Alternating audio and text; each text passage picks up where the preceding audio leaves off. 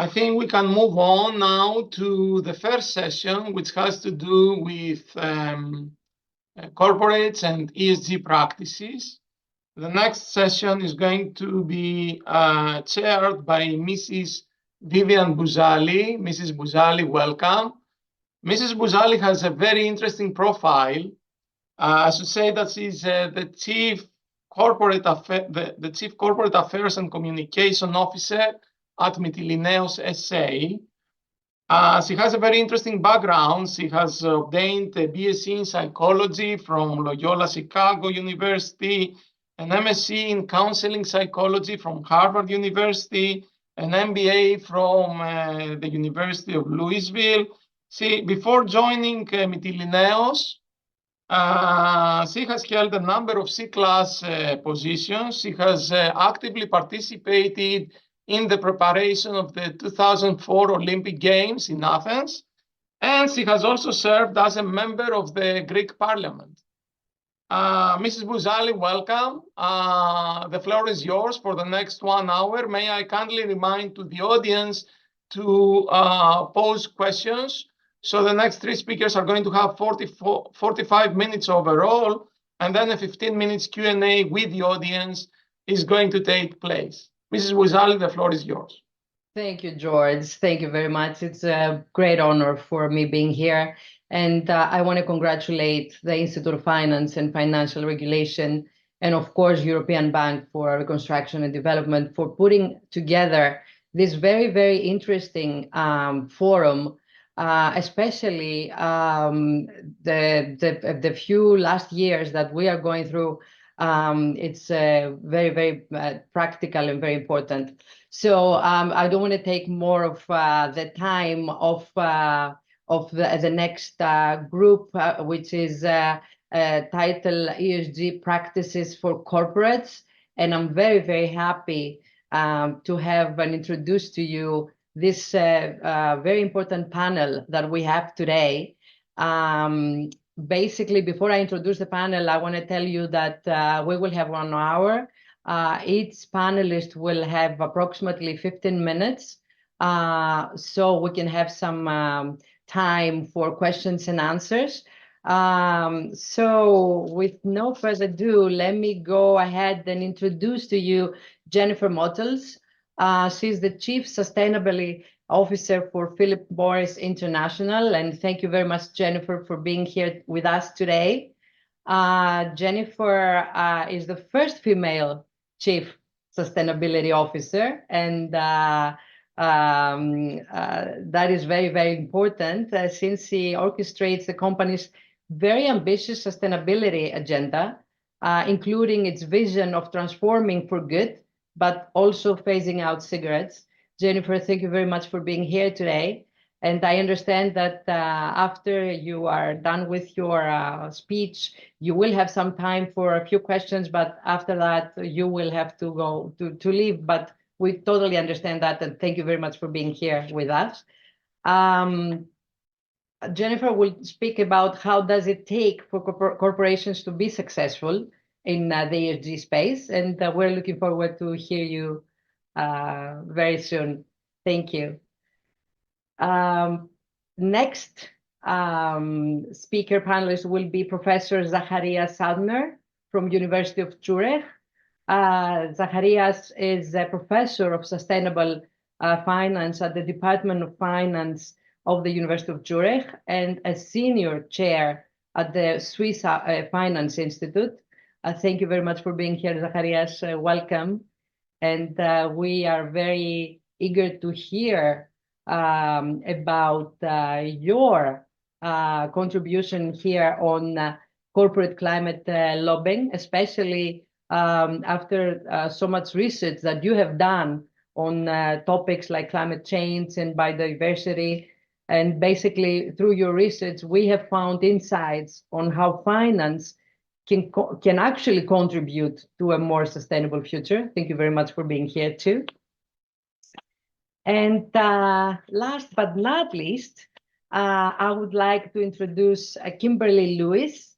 She is the head of active ownership from Schroders, and she is an active asset manager with more than 25 years of experience in sustainability, law, and public policy. Welcome, Kimberley.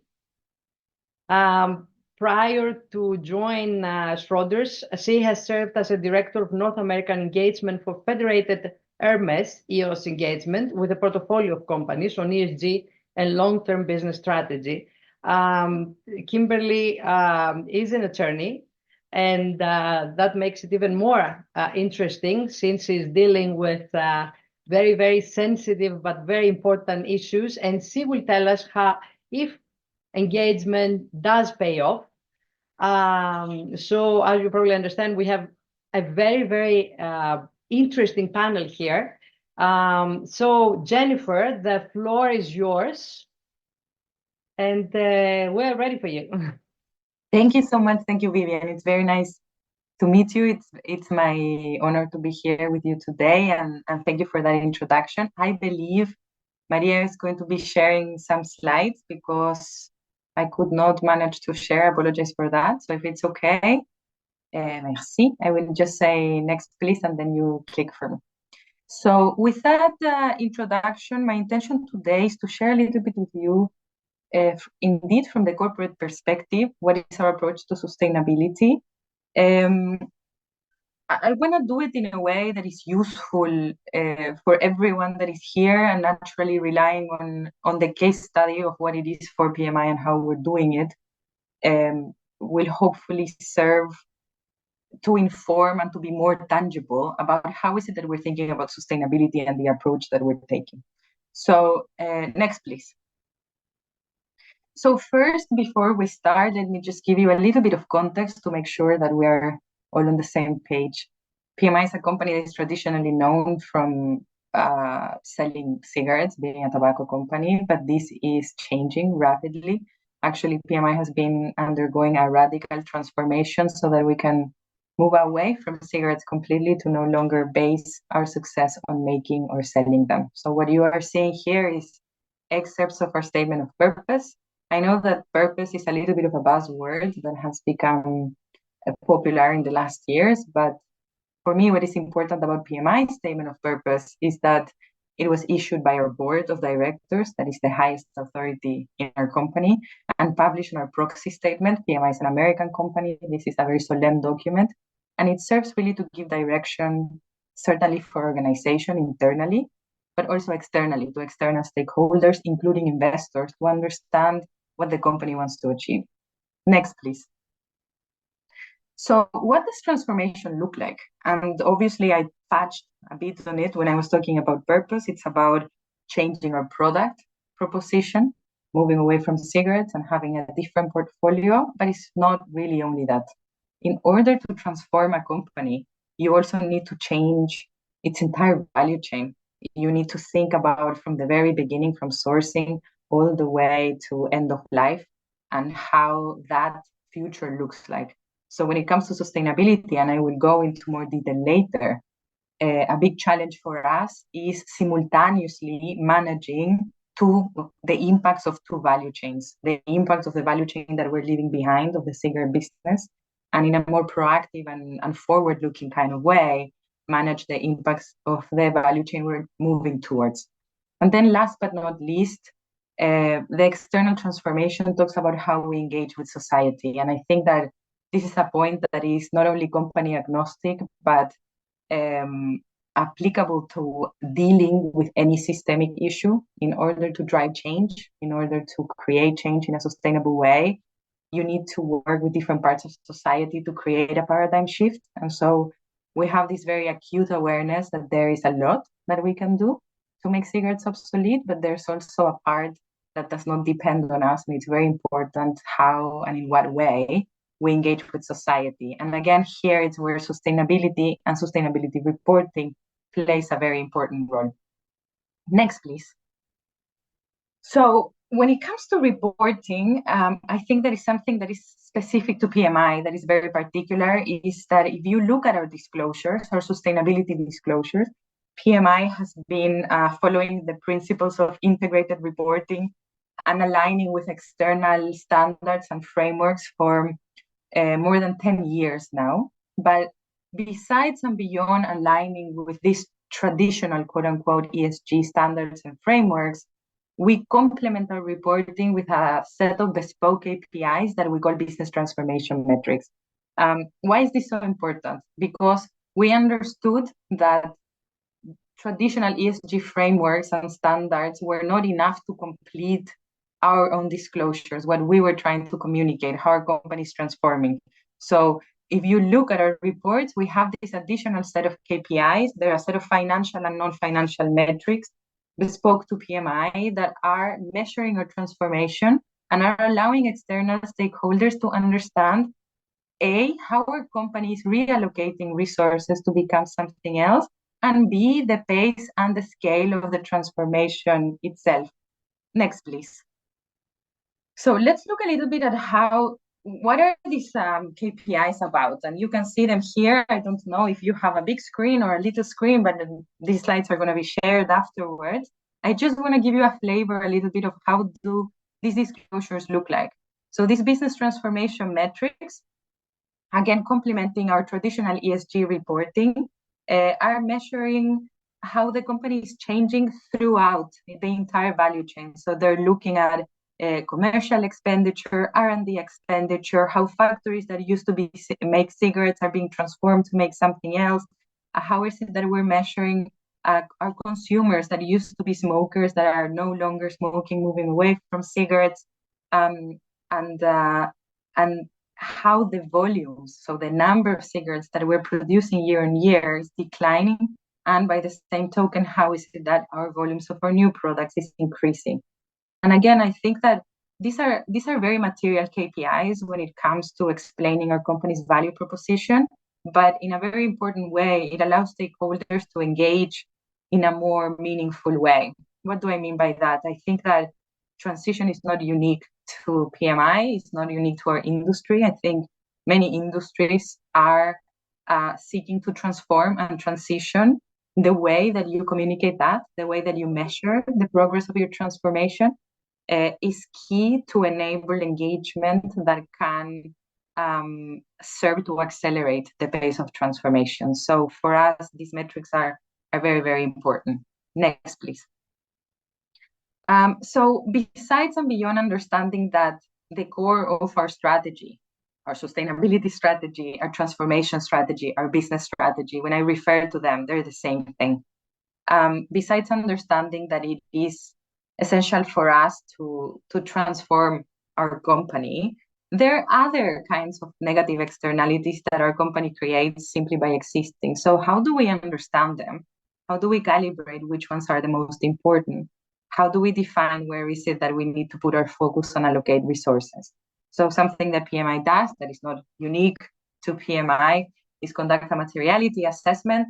If you're familiar with sustainability jargon, you know that materiality is an exercise that any company that is serious about sustainability will do to calibrate and understand their priorities. Now, with the EU CSRD, we also know that this is mandatory, following the principles of double materiality. And actually in PMI, we did a double materiality assessment back in 2021. So next, please. What we did following the principles of double materiality is that we looked at inward impact, so the financial impact of non-financial issues, of ESG issues, and also outward impact. How is it that our company, by existing, is exacerbating certain ESG issues? And then we also took into consideration stakeholder perception or stakeholder sentiments, and then calibrated all that into this matrix that you can see here. So as no surprise, you can see at the very top right that addressing the health impacts of our product comes at the very top. This is our priority. This is the core of our strategy. But then there are other issues, like, for example, related to climate, related to innovation in wellness and healthcare, regarding to communication with consumers, so marketing and sales practices that also come very much at the top. Then the little arrows that you see here, and again, I remind you that with this in 2021, were issues that back then were not super prominent from a regulatory or policy perspective, but they were acquiring more relevance. And so they have this little arrow to show the dynamism, because we understood that they were going to become more important in the coming years. And actually it was the case, because A couple of years later, we had the biodiversity COP introducing a new framework, and then biodiversity and water start to become much more important. Next, please. So this is just the result of our materiality assessment put out in a way that can be hopefully better understood. So what you can see here are all the materiality topics that are organized in a way that can give more clarity to our stakeholders. So first on the top, you see what is the nature of the topic per se, environmental, social, or governance. But then something that is unique about PMI is that we also distinguish between those impacts that derive from our products or what we sell, and the impacts that derive from our operations, how we produce these products. And I think that this is very important because one thing doesn't cancel the other, right? When we think about decarbonization, for example, and we talk about operations, many companies can talk about resource efficiency or consumption of natural resources, avoiding to talk about the impacts of the product per se. In the case of PMI, this is a very important, actually essential matter. So it was very important for us to create that distinction and be transparent in signaling their impacts that derive from the products that we're selling, and we have different strategies to address that. There are impacts that are deriving from our operations, and we have different strategies to address that. Next, please. So then this is our strategy. As you can see, hopefully self-explanatory. The product is at the core of our strategy, and addressing the impacts of the product comes first. We have 4 strategies to address the impacts of our products. We have 4 strategies to address the impacts of our operations. And then the outermost circle talk about all those governance practices, policies that need to be put in place in order to ensure that sustainability is well embedded and successful in our company. Next, please. So what I have told you so far is what is our approach, how we report on it, how we think about it. But sustainability in general is a very backward-looking exercise, right? When you report on sustainability, you're normally reporting progress for the year prior. And that's great, but I also think that the exercise wouldn't be complete if we were not able to communicate to our stakeholders what do we want to achieve with these initiatives, with this strategy, with these interventions. And so for that, we have a forward-looking roadmap that is connected to our strategy, that explains to our stakeholders what are our goals, what is it that we're seeking to achieve on these different areas that we have identified are material to our company. Next, please. And then importantly, to make our progress objective, measurable, verifiable, we have concrete KPIs that we have linked to all these goals. These KPIs have specific standards that are replicating financial standards. Where the standards exist externally, we have adopted them. When the standards don't exist, we have created them. And then for transparency, we have published them on our website. So anybody can see exactly how is it that we define success, how do we measure progress, and then how we report on it.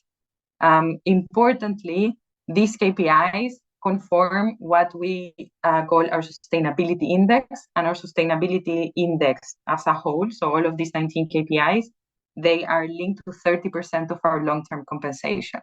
Next, please. So this is a little bit how it looks like. All companies have long-term compensation to reward executives and the organization overall. In the case of PMI, you have performance share unit awards that are vested every 3 years. So it's 3-year term cycle. 30% of this PSU is determined by our sustainability performance, and sustainability performance is measured according to the index. Now, this index that I just showed you that represents this 30% is not balanced in equal forms. Actually, addressing the impacts of the product is overweighted because, consistent with materiality, we understand that addressing the impacts of the product is first and foremost our priority. Next, please. Jennifer, we have another 2-3 minutes. No, I think I have 2 slides, so I'm good. So just a summary of our approach to sustainability. Again, we have 2 pillars of impact, addressing the impacts of our products and the impacts of our operations. The nature of the issues are, we all know, ESG. To address them, we have 8 strategies. connected to these 8 strategies, 11 goals. And then to measure progress on these goals, we have our bespoke sustainability index. Next, please. And this is my final slide to conclude. So I think that, and what I want to leave you with, what is our approach to sustainability is about, yes, it's about mitigating risk and compliance and understanding how regulation is changing.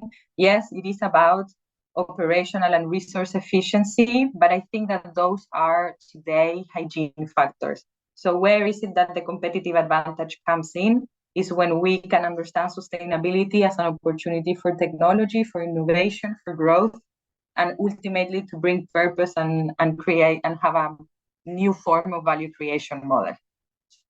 That's it. With that, I thank you again for your time.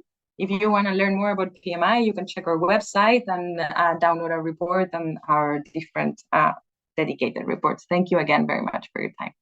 Jennifer, we thank you. And I have to tell you that you have done a lot of work at PMI, a lot of work. I mean, I was impressed by the fact that for 10 years now that you are issuing a non-financial and financial integration report. I mean, that is great. I mean, I'm sure that a lot of companies have a lot to learn just seeing what you are doing. Thank you, Vivian. I really appreciate it. And again, I really thank you for the opportunity and for taking the time to learn a little bit more what we're doing at PMI. And I'm, of course, happy to answer any questions you may have. Okay. Are there any questions for Jennifer since she will have to leave? Ms. Bouzali, I have forwarded to you a couple of questions. Can you see them? Not. Jennifer? No, George, I cannot. If you I then just ask them orally. Jen, is it okay with you? Yeah, sure. Please go ahead. So you know, you can answer them very briefly. So the first question is, tobacco companies are considered to be to belong to the so-called sin companies, like companies trading guns and drugs, because their products are not healthy. Are you saying that your products can be safely consumed by consumers without damaging their health? Because if not, then how do tobacco companies promote ESG? Yeah. And the second quick question is, how does PMI ensure that its supply chain does not hurt the society? For instance, how does it ensure that human rights, proper labor conditions are respected when it comes to obtaining the raw materials for its products? Thank you. Thanks to you. So, okay, I'll answer the first question first, and then if I forget the second, George, I'll ask you to ask me again. So this is a very important question. I'm very glad that you asked me, because I think it would have been really awkward that I show up here and then everybody's thinking, why did you bring the tobacco lady to talk about sustainability? It's a very fair point. And I think it comes back to materiality, right? It would be a different conversation if I was sitting here talking to you about decarbonization and diversity and inclusion or human rights in our supply chain, which, don't get me wrong, these are all very important things, without really addressing what is existential from a negative externality perspective, which is the harms of the product. Now, the person who asked the question rightly point out, are you saying that these products are safe? And I'm not saying that these products are safe. I'm not saying that these new products are risk-free. What I'm saying is that these products represent a better alternative to cigarettes, and certainly represent a better alternative for smokers.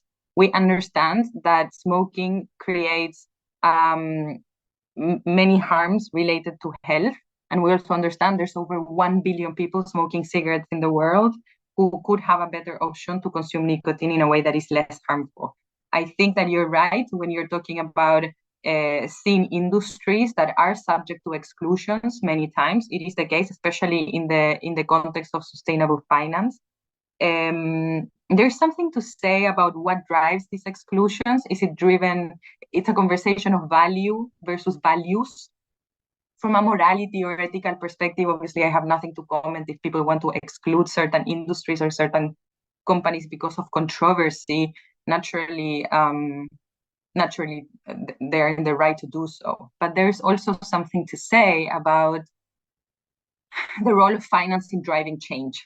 and how can you create change in general terms, but especially in the tobacco industry, in a way that can have an improvement and have a better impact.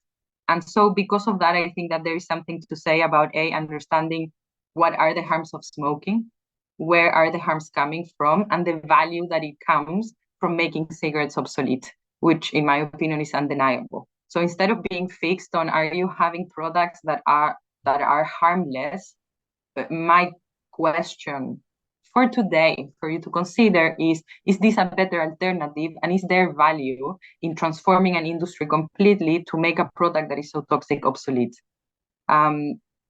Overall, the reason why I point this out is because from a case study perspective, if the tobacco industry can transform so successfully, all companies can transform. And I don't think that thinking in binary ways, is this bad, is this good, can help anyone drive progress. I think that progress in transitioning into places that are better can help us form better economies. And this is what I'm advocating for. This is what I believe. This is how change is created. So I don't think that my presentation today or our value proposition is about saying like these products are good. I think these products are better than, and the value of the product and the purpose of the product per se in terms of making cigarette obsolete, then that I think is very good in my opinion. I think, sorry.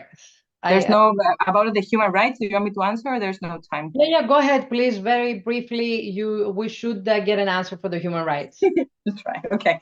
So I'll be very brief so that Vivian continues to like me. We have a dedicated report on human rights, so you can find all about that there with super granular information. Most of our impacts come from our supply chain on the environmental and social side, like any multinational that has a big impact. So naturally, it's a very important part of our strategy, and especially now with the due diligence directive, having traceability and having visibility for reporting and reliability on the quality of data that we have is our priority.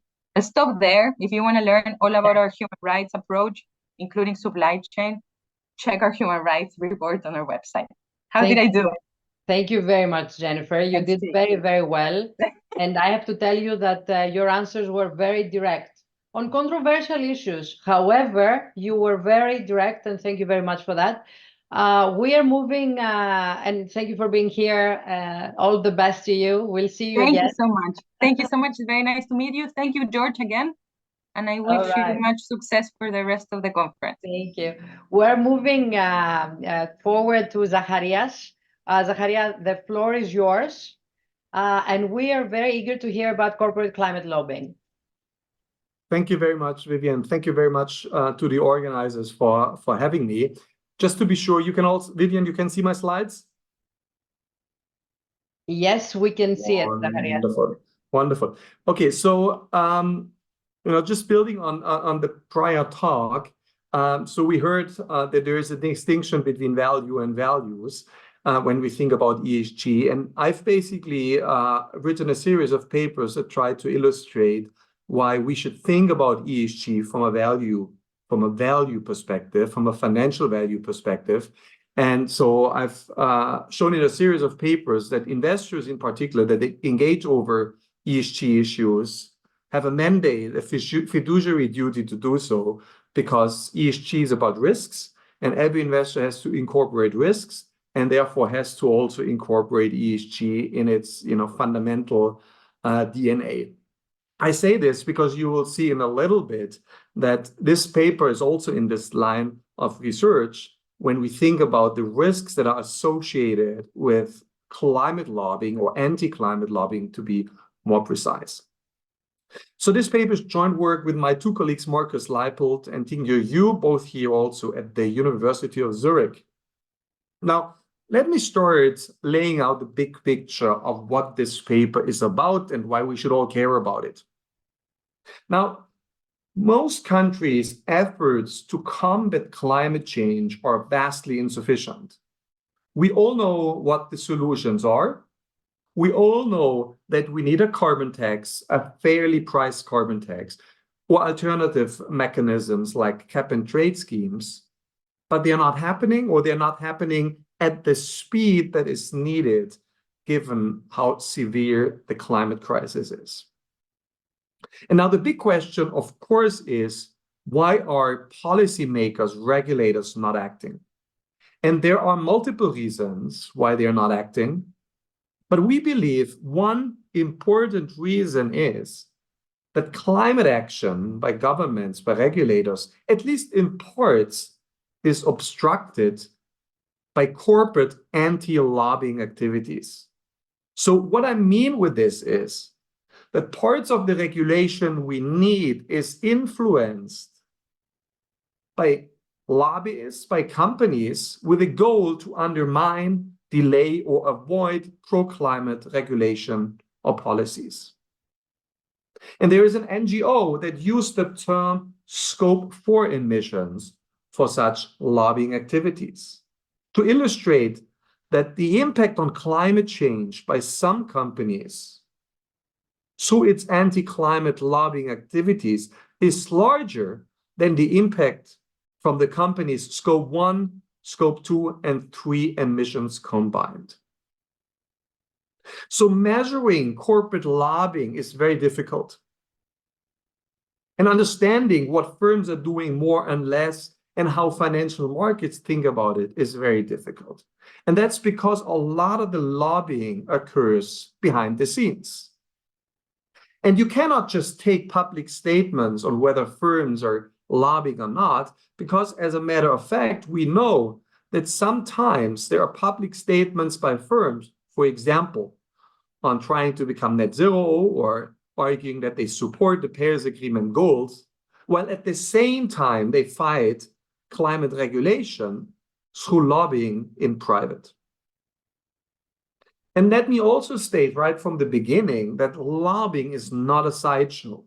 It has real effects on climate action, and there are multiple papers that document in a granular fashion how, especially in the US setting, anti-climate lobbying activities have been successful and have led to important pro-climate laws not being successfully passed in Parliament. So what we do in this study is we're studying climate lobbying activities of publicly listed firms in the United States from 2001 to 2022, and we make 3 points. Point 1, we quantify the financial amounts associated with corporate anti and pro-climate lobbying activities. We identify the largest lobbyists on the pro and anti side and what their motives are. Second, we establish how climate lobbying relates to corporate business models. What firms are spending more, what firms are spending less on pro or anti-climate lobbying. And third, we document whether and how climate lobbying is priced in financial markets. If you're interested in the details, I have here a link with our papers, and we will also make the slides available after the conference. So the critical step of the paper that you need to understand is how we measure corporate climate lobbying. Now, this is difficult. You cannot just pull this data out of a data set. You have to construct it. So here is what we do. Step 1, we measure climate lobbying, not yet whether it's anti or pro, by looking at quarterly lobbying reports that firms in the US have to file when they do lobbying activities. Now, the problem is you do not see immediately in these lobbying reports, and they are filed by firms, but also lobbyists that are hired on behalf of the firms, whether the lobbying is specifically related to climate topics. So what you first have to do is you have to take a lobby report and identify the items on which the companies are lobbying on and classify whether the lobbying activities in the items are related to climate issues or not. So we do this by identifying a set of climate-related keywords and essentially reading automatically through the issue discussions in these lobbying reports, and thereby identify whether a specific lobbying item in a lobbying report is climate related or not. Now, here's an example for ExxonMobil. So this is one of multiple issues in a lobbying report of that company in 2021, Q4. And you see it mentions that they have been undertaking discussions related to a Houston carbon capture project. And so we identify the word carbon as being climate related and therefore classify this specific item in the lobbying reports. And again, there may be multiple lobbying issues in a given report as climate related. Now you see something important here too. Sometimes companies are not referring to specific climate terms, but alternatively and instead to bill codes, to abstract bill codes. Here, they refer to a bill called HR 5376. And that is a climate-related bill.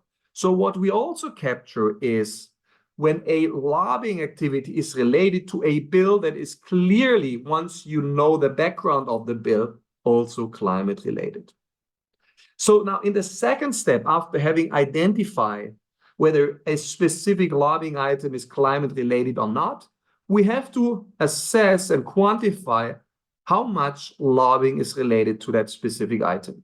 And the problem is companies don't have to tell you. They don't have to disclose on an item-by-item basis how much they spend, for example, on climate-related lobbying. So what we then do is we take the total lobbying amount as disclosed in the lobbying report and equally divide it over the number of items in the report. So if in my example here, in the ExxonMobil report, there are 3 items, one is listed here, that are climate related and 3 that are not, we would say that 3 out of the 6 items are climate related. And so therefore 3 over 6 times the total amount of lobbying in that quarter by Exxon, 2.4 million, that would give us the roughly 1 million of climate-related lobbying expenses. Now, step 1 means we have identified whether lobbying is climate-related or not. In step 2, what we then do is we have to sign, essentially, whether the lobbying is anti or pro.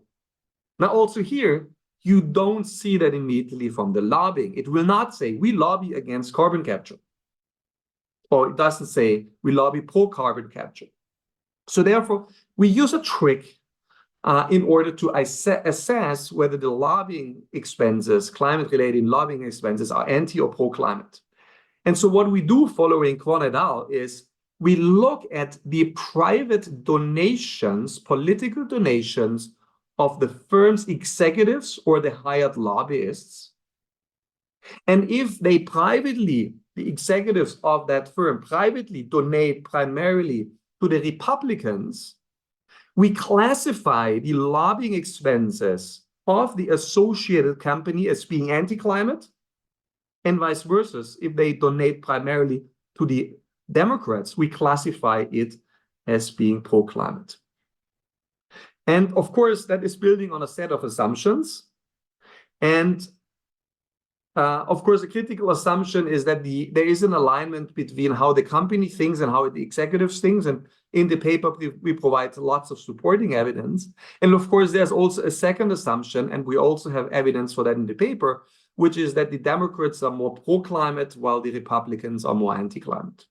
And finally, there's a third assumption, but that's actually more an empirical fact, which is that usually what you see is that all executives of a company donate in the same direction. So you don't really have companies where half of the executives donate for the Republicans and the other half for the Democrats. So the takeaway is we identify anti and pro-climate lobbying, and then we take this to the data, this classification, and we find that in about 10% of all firm years in the sample, firms are conducting anti-climate lobbying, and about 7.4% of all firm years, firms are doing pro-climate lobbying. In terms of the amounts, the average firm that undertakes anti-lobbying spends $300,000 per year on anti-lobbying, and the average firm that does pro-lobbying spends $165,000. Now, of course, these are averages. And there are, as you can imagine, some firms that spend multiple millions per year on lobbying. And I'll have some more details on that on the next slide. So here are the top 50 anti-climate lobbying firms, and we have aggregated the total amounts of lobbying expenses over our sample period. So you see, over our sample period, the number one anti-climate lobbying firm, according to our classification, is Southern Company, and they have spent in total more than 80 million on anti-lobbying, followed by ExxonMobil, Chevron, BP, and American Electric Power. You also see that there are some periods in time where they also undertake a little bit of pro-climate lobbying. In terms of the biggest pro-climate lobbying firms, you see the ranking here. Number one is PG&E, followed by GM, Calpine, Covanta, and Microsoft. Now, what is very remarkable is that we have discovered that increasingly over the last years, firms try to camouflage climate lobbying, especially those firms that are engaging heavily in climate lobbying. So what they do is that instead of explicitly mentioning the climate issues of concern, they refer in the description of their lobbying activities to these abstract bill codes that are not immediately identifiable as climate related. And the example from before is that some firms refer not to the Inflation Reduction Act, which, as you know, had a lot of climate content, and people are aware of this, but instead refer to Bill Code HR 5376. So they try to camouflage lobbying by referring to abstract terms so that outsiders cannot immediately identify that their lobbying is climate related. And we show in the paper that it's in particular those firms that start to lobbying that camouflage, and it's also in particular those firms that are switching from anti to pro lobbying that are camouflaging their lobbying. So here's an example. In 2009, ExxonMobil allocated 13 million to anti-climate lobbying. And in 2009, 63% of that lobbying can be detected using explicit climate-related keywords. Now that percentage, 63, has decreased to just 18% by 2022, with all remaining anti-climate lobbying expenses only being detectable if you include these abstract bill codes as well. And perhaps in response to this trend, we have recently seen that investors are increasingly worried about a lack of transparency in corporate climate lobbying. And this is definitely something that we see in the data. Professor, 2 more minutes, please. Excellent. So I have 2 more points. Point 1, we look at the firms that are undertaking anti and pro-climate lobbying, and what we find is that those firms that do a lot of anti-climate lobbying are the firms, as you would expect, that have very large carbon emissions, be it absolute or relative. Those firms that do a lot of pro-climate lobbying are those firms that do a lot of green innovation and have a lot of green patents. And the key question, of course, is, do investors care about it? And the answer is, they have started to care about it. So when we look whether there is a link between anti or pro lobbying and stock returns, we find that since 2010, investors are demanding a risk premium when investing in stocks that do a lot of anti-climate lobbying. No such effect is there if you look at pro lobbying. So what it means is that investors are worried about the risks associated with the anti-climate lobbying activities and therefore demand higher returns when investing in these stocks. And it's not just a carbon risk premium as we show in the paper. You may know firms with larger carbon emissions also have to pay a risk premium and deliver higher returns. So our results come on top of this. And there are 2 reasons that, according to Sustainalytics, not our view, but it's very plausible, explain why there is a higher return for firms that do lots of anti-lobbying. And that's because, and that goes back to my introductory words, anti-lobbying constitutes an investment risk by damaging trust in firms or leading to name and shame actions if you do a lot of anti-climate lobbying, but also by leading firms to not adjust business models fast enough in the hope that lobbying succeeds. Transition risk. And I'm concluding by saying that, unsurprisingly, investors have this on their radar and started to write down expectations vis-a-vis their companies in terms of making sure that their lobbying activities are consistent with what they say in public and the Paris Agreement. And thereby, thank you very much for listening. I'm happy to answer questions later. Professor, very, very good. Very practical steps in how to increase transparency Either you are anti or pro. Very practical steps, and for companies, for everybody. I'm moving straight to Kimberley because I don't want to lose any more time. Kimberley, the floor is yours. We cannot hear you, Kimberley. Sorry about that. Can you hear me now? Yes, thank you very much. Please go ahead. Okay. Maria, actually, please, may I have your help with the slides? I'm having little technical difficulties over here. Great, thank you. So the title of my talk is Does Investment Stewardship Pay Off? And I thought that the best way to begin, next slide, please. The best way to begin was to really look at, to answer that question properly, we really need to look at why we engage. That seems like a fairly straightforward answer, but actually it's not. And there is a spectrum of views around the purpose of engaging corporates. Sort of, is it more, to put it simply, to protect, the company, or to protect the planet? That's an oversimplification. But so we want to be really clear about what we're looking to achieve when we engage our holdings on core ESG issues. The reason why we do it is to accurately assess the risks and opportunities for long-term value creation, is to drive alpha.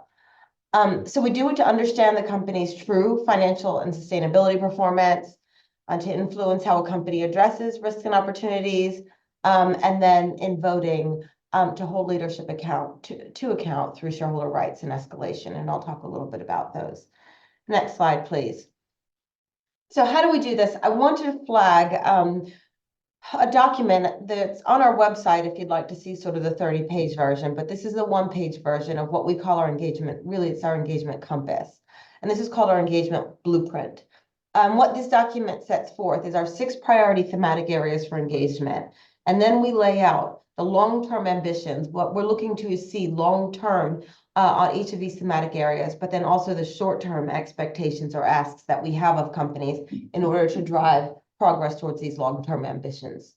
So the 6 thematic priorities that we have, and there are, as you can see, a number of sub-themes under each, which I won't read out, but climate change, natural capital and biodiversity, human rights, human capital management, diversity and inclusion, and corporate governance. And I'd like to underscore that strong corporate governance obviously kind of lies underneath all of the thematic areas. You can't have progress on core ESG issues without a proper governance system and leadership to implement it. Next slide, please. Very quickly, this just gives a snapshot of the scale of our engagement and the scope of our engagement and the different types of engagement that we have. So in 2023, we had over 5,000 engagements overall, but we break that down for our reporting purposes into investor-led engagement. So those are the engagements that are really high-quality engagements that are led by the relevant fund managers or analysts that hold that company. We think that it is a very important part of engagement at Schroders, that the overwhelming majority of our engagement is done by the investment desk themselves that hold the companies. About a third of that engagement, though, is done by the sustainable investment team, and it's usually in collaboration with investors.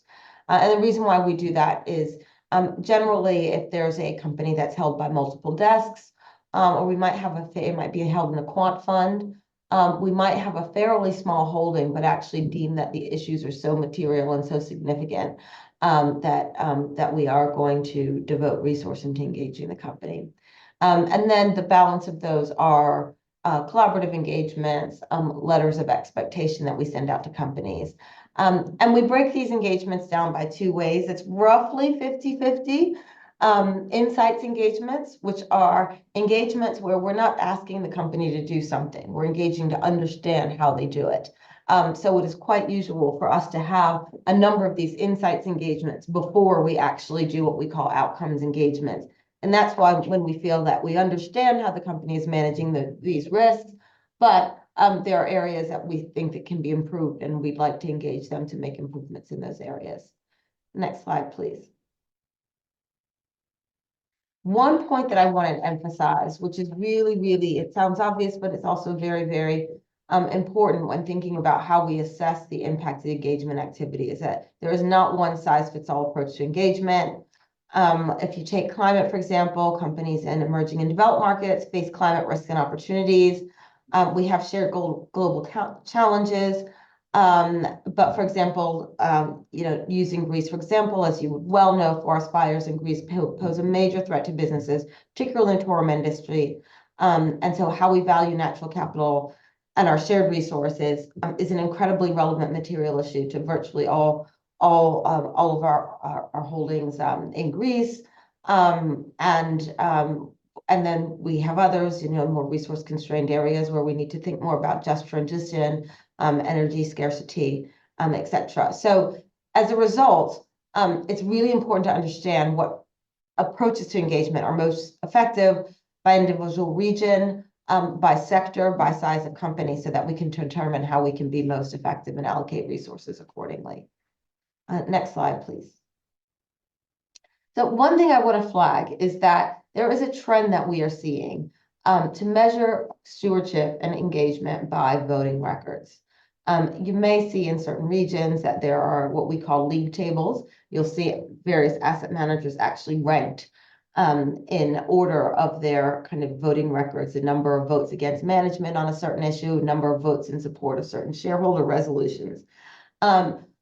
That's something, whilst it is one indicator of engagement, we are very, very, very hesitant to sort of promote as a way to measure asset managers and engagement quality. Engagement with companies is a very lengthy process. The voting records themselves are likely a result of the engagement that we've done with a company. It is it is not unlikely that we might vote two different ways for the same resolution for two different companies based upon our engagement with the company and the progress we think that they've made.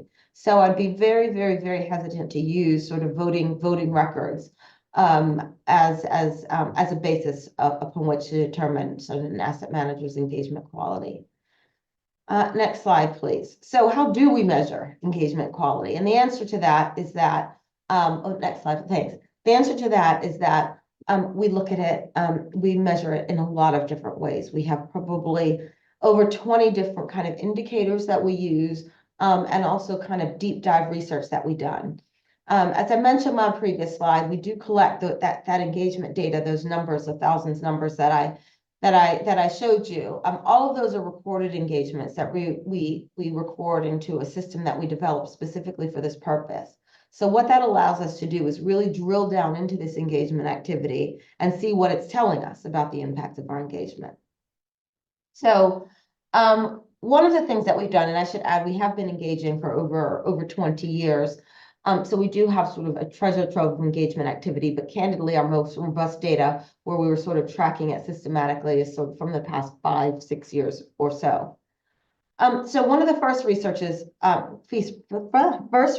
pieces that we've done is looking at the correlation between progress on climate change, in this case setting enhanced climate commitments or targets, and engagement activity. Our research kind of looks at that association. We appreciate that companies are going to be influenced by many things, so we're not alleging a causation, but instead we are looking at where there is a correlation between our engagement activity. So essentially what our research shows, and all of this research is available on our website, so I'll just kind of give an overview. But that overall engaged companies are over twice as likely to set or have an enhanced climate target compared to unengaged companies. And digging deeper, we also consider our progress on a peer-adjusted basis where we track our potential influence within groups of comparable businesses. Likewise, we see that companies with engagement see a threefold difference in emissions reductions based upon its unengaged peers. Again, we're not alleging a causation between our engagement and this emission reduction, but we are tracking where there's a correlation. Next slide, please. And again, this is another insight from the same research piece that we've done there that shows that committed climate engagement is associated with higher returns in peers for several years post-engagement. Again, and you can see here that these are engagements that we've tracked over 35 months, and this shows the increased higher returns by for engaged companies by the lesser engaged peers. And these are companies that we've engaged more than 2 times through one-to-one conversation with management per year. Next slide, please.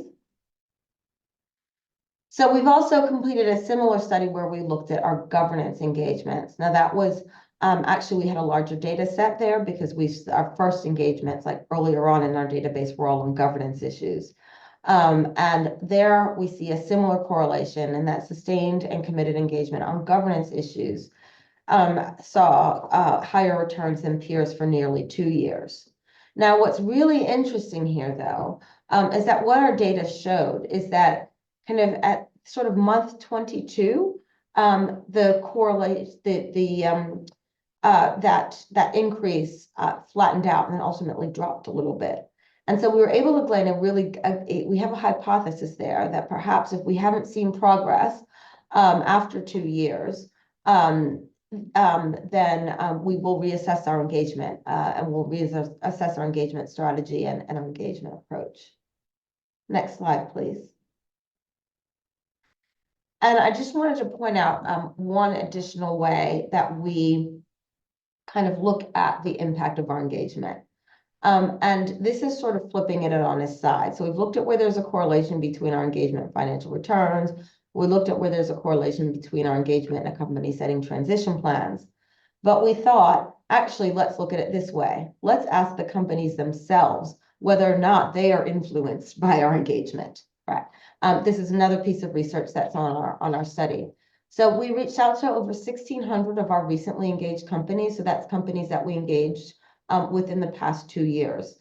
Out of those, we had a really strong response rate of about 36%. So nearly 400 companies responded both to an in-written study, and then we had follow-up interviews. And essentially, we learned kind of 3 insights from there. One, that companies were less likely to be influenced by investors who use third-party ratings as their sole source of data. So when an asset manager approached the company and says, we're engaging you on human capital management because, pick a research provider, because MSCI says that you're laggards here.